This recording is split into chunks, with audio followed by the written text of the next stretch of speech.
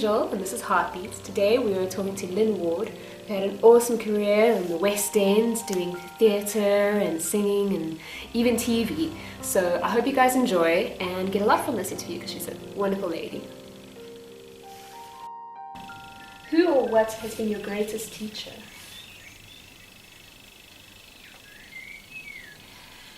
Yeah, I would say my best teacher who taught me technique was the one that I actually had in college called Caroline Crawshaw. Yet she did more modern type of singing, and not pop modern, but more modern in as opposed to yeah.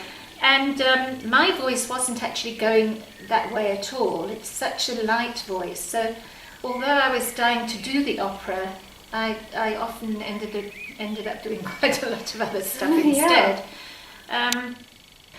There was another teacher who trained with alongside Kathleen Ferrier. So we had all that old-fashioned knowledge coming back in. Priceless. Yeah, very much so. So much talent there. But we got most of our things out of the master classes, out of the listening and practicing along with. And by doing performances at the college, we did 3 operas a year.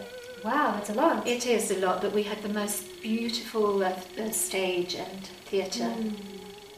So we did Peter Grimes, which was quite modern for its day, and Lohengrin. And then we did another one which I can't remember the name of, but it was based on Jack the Ripper.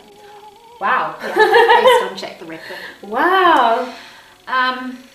And often I would even take an experience in the costume section and work in that and be a bit of a runner. But most of the time I wanted to be on stage. And we did Carmen. Yes, we did Carmen, and I enjoyed our Carmen better than the professional Carmen that was done here. And what was the difference for you? Just how they changed the story at the not the story, but they had us as the people on the outside of the ball ring, off stage, and the ball ring showing to the front of the stage, so you actually saw all the murder clearly with all the singing going on behind, but it was just done in a different way that I found it more effective. Yeah. For my final exams I sang Queen of the Night aria, and I sang from Rigoletto, Caro, Nome, and then we had to do a modern song. Oh, that's awesome. And could you tell me what your first audition was like? At Covent Garden it was quite weird. I just had to go into an empty, bare schoolroom. There was one little old man sitting at the desk with his head down, lifted his head and said, "Go ahead, my dear." Wow. And he didn't look at me through the whole song. Oh, and that's intimidating. And at the very, very end, he said, "I'd like to see you again in 2 years' time." Oh, wow. So I guess it was very disappointing. But you had the creme de la creme there, so what could I expect? I mean, I was 21 trying to get into Covent Garden. But your path led you along. It did. I auditioned for other things. I did pantomime while I was at college. I got the opportunity. I got a leading lady part in an ice skating show. Oh, that was lovely. Which I had to walk on with spikes in my shoes because I didn't ice skate. Yeah. That was lovely because I had all the lead singing. I did 2 Cinderellas, one in Scotland and one in Liverpool. Oh, wow. And I worked with people like Barbara Windsor from the Carry On films. Oh my word, I love her. And Dr. Finlay from Dr. Finlay's Case Book, and quite a lot of famous people. Vince Hill, he was a pop singer of the time. So it took me around. It was really enjoyable, and we had a lot of laughs in those shows. But there was a lot of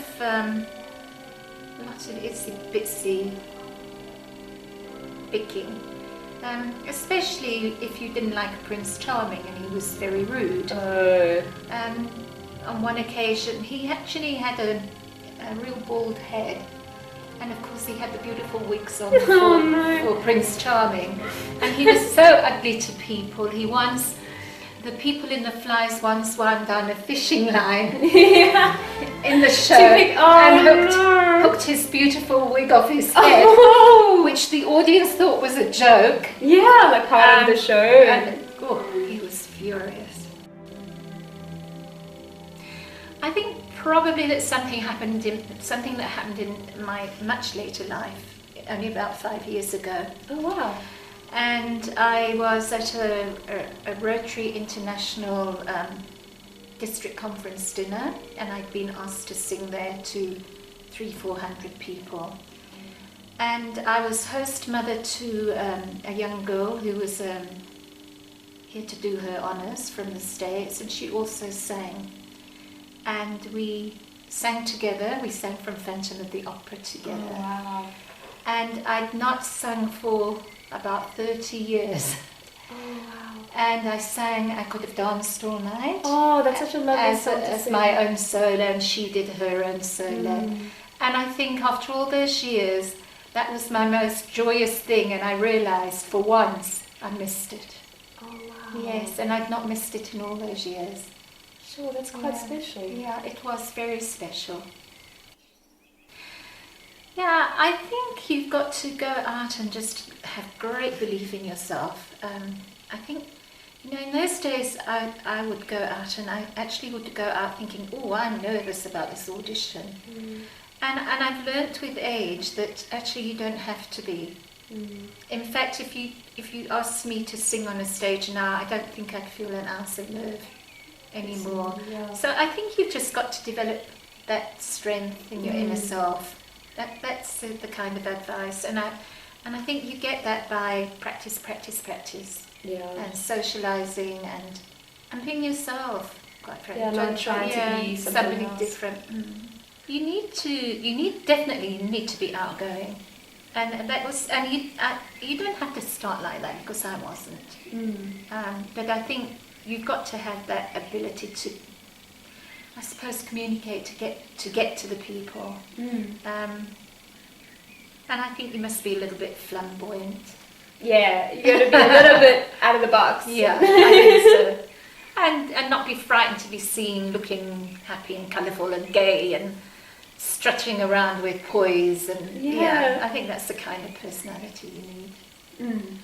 I guess sometimes you really want something and you go and audition and you don't get it. Let's put it into that perspective. And the greatest lesson there is that when you put down, you've got to get up again. And you've got to go for it again. And you've got to forget why you were put down. Put that behind you and just move forward. Otherwise you're going to end up a very disappointed and bitter person. Yeah. With that feeling that your dreams don't come true, whereas it might just be leading you in a different direction. Yeah, I think it's just, you've got to hang in there.